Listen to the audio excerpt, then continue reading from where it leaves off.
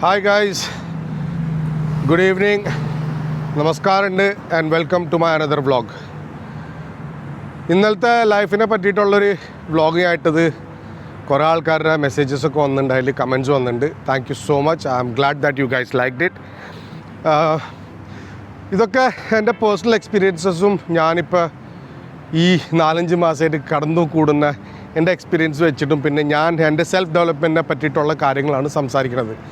അപ്പോൾ അതുകൊണ്ടാണ് ഞാനിപ്പോൾ ഈ സമയം കിട്ടുന്നത് തന്നെ ഞാൻ ഈ വ്ളോഗ്സ് ഉണ്ടാക്കിയിട്ട് ഇതും എൻ്റെ പേഴ്സണൽ ഡെവലപ്മെൻറ്റിൽ കൂട്ടുന്നതാണ്. അപ്പോൾ ഇന്നത്തെ ടോപ്പിക്ക് സെയിം അതിനെ പറ്റിയിട്ട് തന്നെ ഉള്ളത്. നമ്മൾക്ക് എങ്ങനെ ഇമ്പ്രൂവ് ചെയ്യാൻ പറ്റും. അപ്പോൾ let's get it to our vlog. നമ്മൾക്ക് എല്ലാവർക്കും എന്തെങ്കിലും ഒരു സ്കിൽസ് ഉണ്ട്.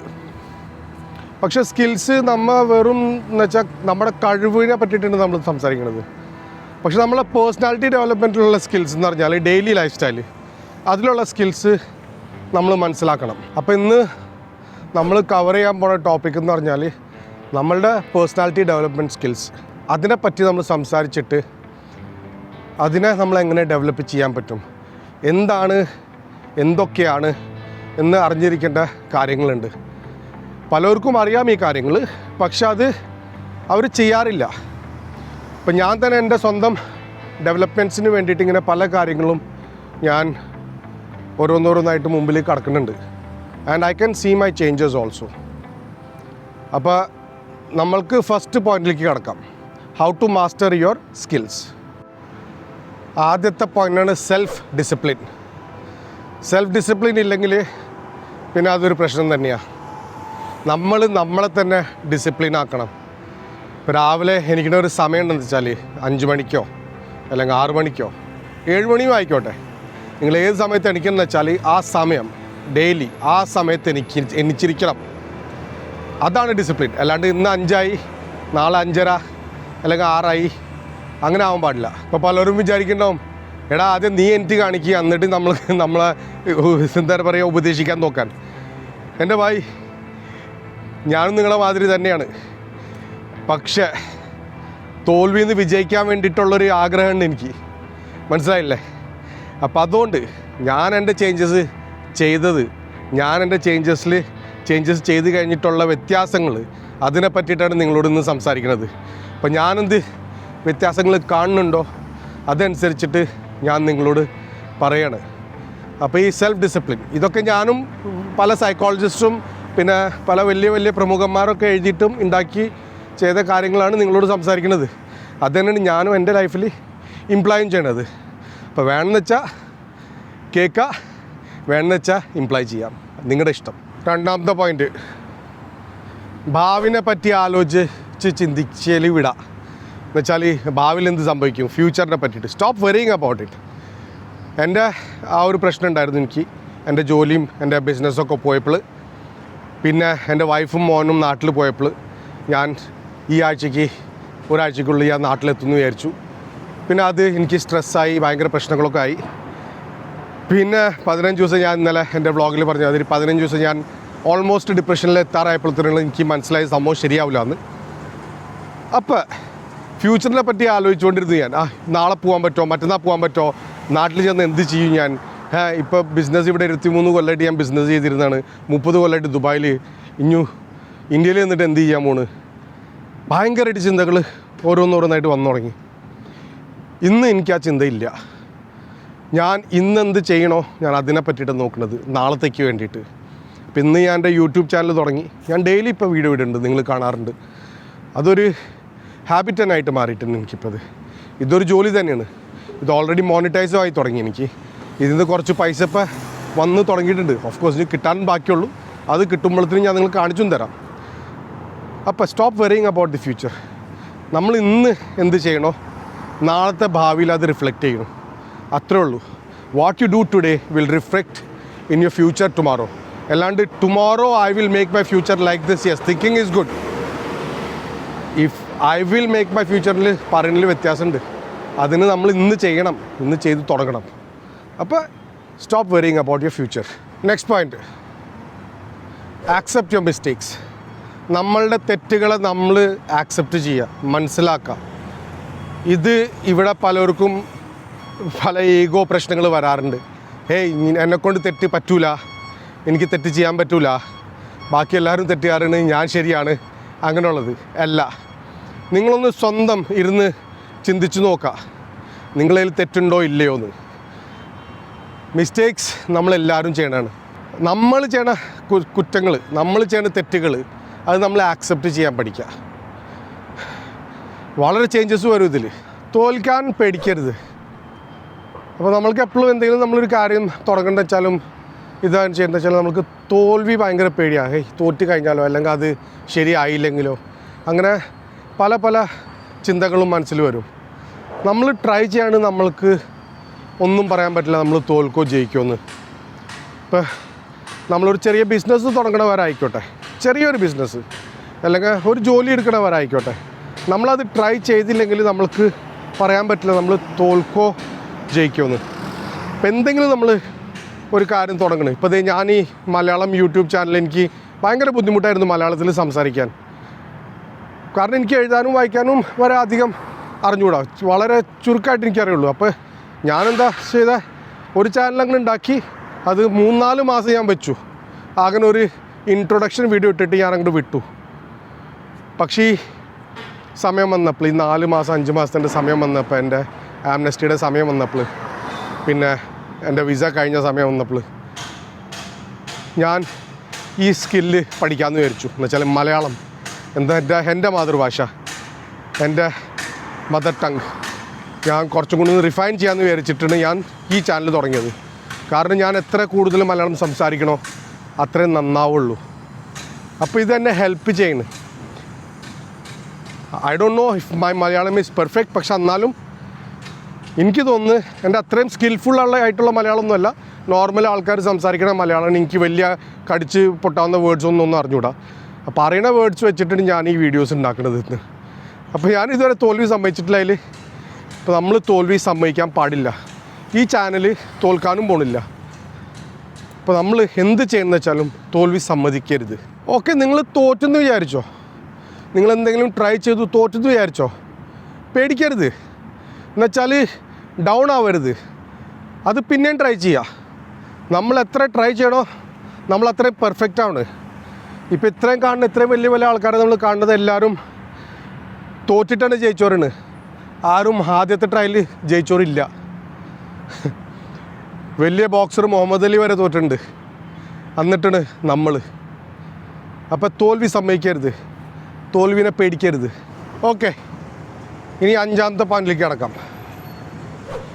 ഭൂതകാലം, പാസ്റ്റ്, കഴിഞ്ഞത്, ഇതിനെപ്പറ്റി ആലോചിച്ച് ചിന്തിക്കരുത്. നമ്മൾക്ക് പലപ്പോഴും ഉള്ളതാണ്.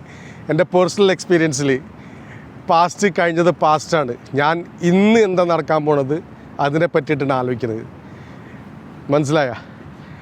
എൻ്റെ പാസ്റ്റ് വളരെ ബാഡ് എക്സ്പീരിയൻസ് ആയിരുന്നു. എന്ന് വെച്ചാൽ ഇപ്പോൾ തന്നെ കണ്ടു, 4-5 മാസം മുമ്പ് എൻ്റെ ഫുള്ള് ബിസിനസ്, എൻ്റെ ബിസിനസ്സിൻ്റെ ഉള്ളിലുള്ള എല്ലാ സാധനങ്ങളും അതുവരെ ജപ്തി ചെയ്തു. അതിലെല്ലാം ഓൾമോസ്റ്റ് 120,000 ദിറംസിൻ്റെ സാധനങ്ങളുണ്ടായിരുന്നു. എൻ്റെ സ്റ്റുഡിയോ മിക്സറും പിന്നെ വലിയ സ്റ്റുഡിയോ മോണിറ്റേഴ്സും അങ്ങനെ പലതും. എന്നുവെച്ചാൽ ഒരു സ്റ്റുഡിയോയിൽ ഉണ്ടാവേണ്ട, റെക്കോർഡിംഗ് സ്റ്റുഡിയോ ഉണ്ടാവേണ്ട സംഭവങ്ങളെല്ലാം അതെല്ലാതും അവർ ജപ്തി ചെയ്തു, റെൻറ്റ് കൊടുക്കാത്തതുകൊണ്ട് പോയി. അപ്പോൾ അതിനെപ്പറ്റി ഞാൻ ആലോചിച്ചിരുന്ന് കഴിഞ്ഞാൽ എനിക്കത് കിട്ടാൻ പോണില്ല. ഞാൻ അവരോട് ചെന്ന് ചോദിച്ചു, നമ്മൾ ട്രൈ ചെയ്യണമെന്ന് ചോദിച്ചു, പക്ഷെ കിട്ടാൻ പോണില്ല. ഞാൻ അതിനെപ്പറ്റി ആലോചിക്കാനേ വിട്ടുപ്പോൾ. കാരണം എന്താ, ഇതൊക്കെ സാധനങ്ങൾ നമുക്ക് പിന്നെ ഉണ്ടാക്കാം. നമ്മളുടെ ഈ പാസ്റ്റിനെ പറ്റി ഇങ്ങനെ ആലോചിച്ചുകൊണ്ടിരുന്നാൽ നമ്മൾക്ക് തന്നെയാണ് നഷ്ടം അത്. കാരണം പിന്നെ വേറെ നമ്മൾക്ക് ഫ്യൂച്ചറിനെ പറ്റി ചിന്തിക്കാനോ അല്ലെങ്കിൽ ഇനി എന്താ ചെയ്യേണ്ടത് ചിന്തിക്കാനുള്ള സമയം ഉണ്ടാവില്ല. നമ്മളെല്ലാതും നെഗറ്റീവായിട്ട് തന്നെ ഇങ്ങനെ ആലോചിച്ചുകൊണ്ടിരിക്കും. അപ്പോൾ ഈ പാസ്റ്റിനെ പറ്റി ചിന്തിക്കുമ്പോഴാണ്, അതിപ്പോൾ സാധനങ്ങളെ പറ്റിയിട്ടായിക്കോട്ടെ, അല്ലെങ്കിൽ ഒരു സമയത്തിനെ പറ്റിയിട്ടായിക്കോട്ടെ, അല്ലെങ്കിൽ ഒരു മനുഷ്യനെ പറ്റിയിട്ടായിക്കോട്ടെ, നമ്മൾ പാസ്റ്റിനെ അങ്ങോട്ട് വിട്ട് കളയുക. അതിഞ്ഞു കിട്ടാൻ പോണില്ല. പാസ്റ്റ് ഈസ് ഗോൺ, അതിനെ മറന്നു കളയുക. ഇനി എന്താ ചെയ്യേണ്ടത് അതിനെപ്പറ്റി ആലോചിക്കുക, അതിനെപ്പറ്റി ആക്ഷൻ എടുക്കുക. അതാണ് ഇമ്പോർട്ടൻറ്റ്. ആലോചിക്കലേ അല്ല, ആക്ഷൻ കൊടുക്കണം. Always think positive. നമ്മൾ എന്തെങ്കിലും ഉണ്ടെന്ന് വെച്ചാലും എത്ര എന്നുവെച്ചാൽ പറ്റാത്ത സമയമായാലും ശരി, നമ്മൾ പോസിറ്റീവായിട്ട് ആലോചിക്കുക. അതിന്ന് നടന്നില്ലെങ്കിൽ നാളെ നടക്കും, ഇന്ന് പറ്റിയില്ലെങ്കിൽ നാളെ പറ്റും. അങ്ങനെ ഇപ്പോൾ പലപ്പോഴും പലർക്കും പല വിഷമങ്ങൾ വരാറുണ്ട്. ഹേയ് ചിലപ്പോൾ ഒരു ലോൺ അപ്ലൈ ചെയ്ത് ലോൺ ഇന്ന് കിട്ടിയില്ല, കുഴപ്പമില്ല, നിങ്ങൾ പേടിക്കരുത്. അതന്നെ പറയണ്ടേ, ഫെയിലിയർ പിന്നെ പേടി അതൊക്കെ നമ്മൾ ഒരിക്കലും ആലോചിക്കാൻ പാടില്ല. എല്ലാതും ശരിയാവും എന്ന് ചിന്തിക്കുക, എന്നുവെച്ചാൽ പോസിറ്റീവായിട്ട് ചിന്തിക്കുക. അല്ലെങ്കിൽ നമ്മളുടെ ഒരു ഇൻ്റർവ്യൂ ഉണ്ട്, ഇൻ്റർവ്യൂ കഴിഞ്ഞ് പിന്നെ അതിൻ്റെ റിസൾട്ട് വരാൻ വേണ്ടിയിട്ട് അതിനെപ്പറ്റി ചിന്തിക്കുക. Think positive, always think positive. നമ്മളതിനാണ് മാനിഫെസ്റ്റേഷൻ എന്ന് പറയുന്നത്. ഓൾവേസ് നമ്മൾ നല്ലതിനെ പറ്റി ആലോചിക്കുക, ചീത്തനെ പറ്റിയില്ല, നല്ലതിനെ പറ്റി ആലോചിക്കുക.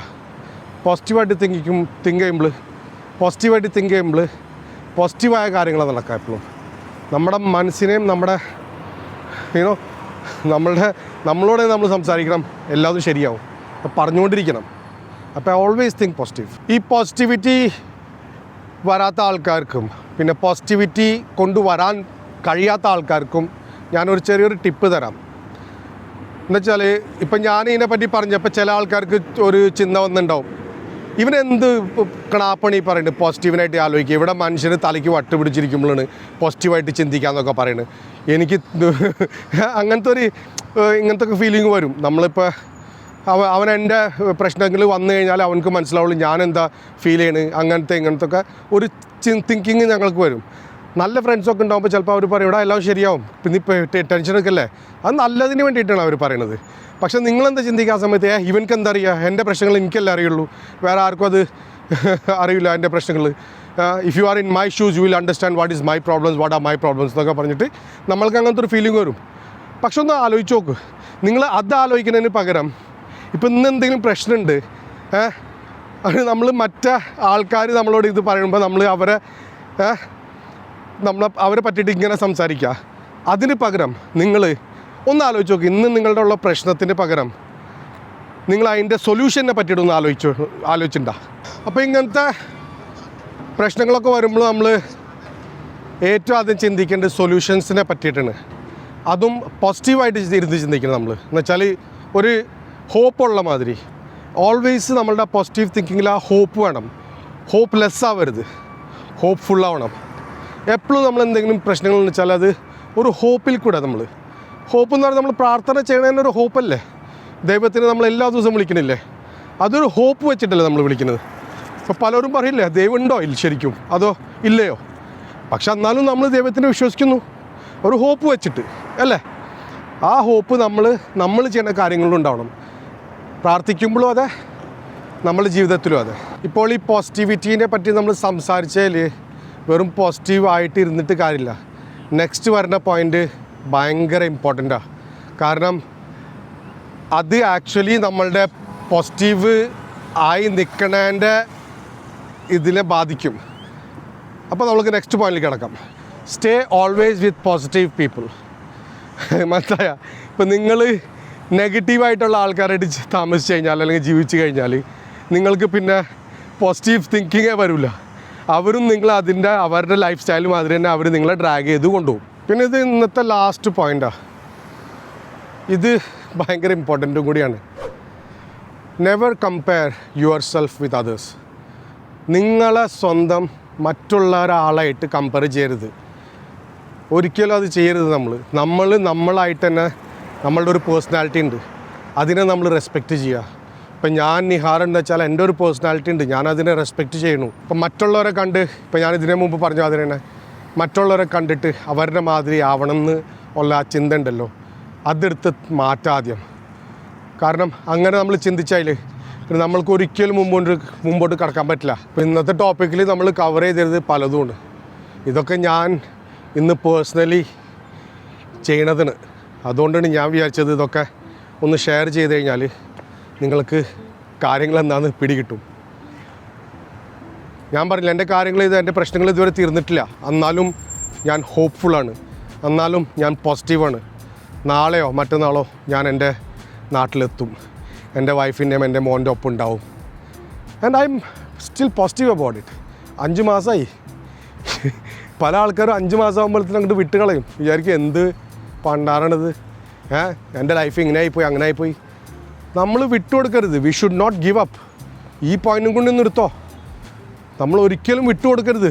ജീവിതം നമ്മൾക്ക് ജീവിക്കാനുള്ളതാണ്, വിട്ടുകൊടുക്കാനുള്ളതല്ല, താഴ്ന്നു കൊടുക്കാനുള്ളതല്ല.